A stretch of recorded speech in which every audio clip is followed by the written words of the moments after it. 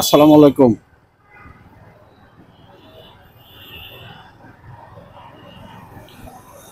জীবনে চলতে গেলে আপনাকে একটা পথে হাঁটতে হবে। একটা পথে হাঁটতে হবে, এটা বলার কারণ হচ্ছে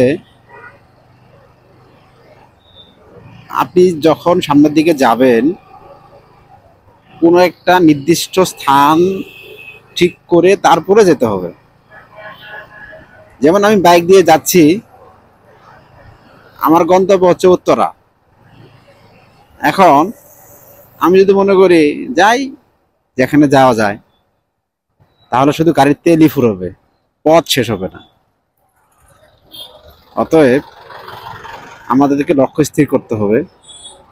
জীবনে চলার পথে যে কোনো কাজ করতে গেলে, যে কোনো জিনিস মন দিয়ে মনোযোগ সহকারে শেষ না হওয়া পর্যন্ত চেষ্টা করতে হবে।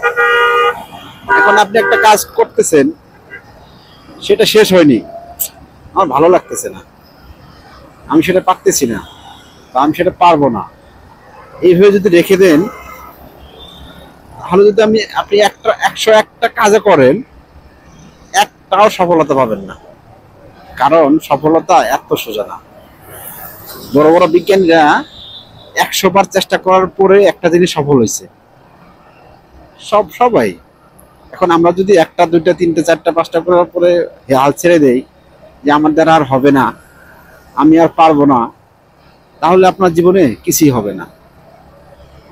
তাই বলি, জীবনে সফলতা অর্জন করতে হলে দিক নির্দেশনা থাকতে হবে, এবং একটা লক্ষ্য থাকতে হবে। আপনি যেটাই করেন না কেন, যেটাই করেন, যে রিক্সা চালায়, তার যদি লক্ষ্য ঠিক থাকে যে আমি রিক্সা চালাই একটা কিছু করব, সে তাই করতে পারবে। অতএব আমরা কাজকে ছোট করব না, যে কাজই করি না কেন সেটাকে ভালোভাবে মনোযোগ দিয়ে করব। আর অবশ্যই সে কাজের সফল না হওয়া পর্যন্ত আমরা চেষ্টা করব। ধন্যবাদ সবাইকে।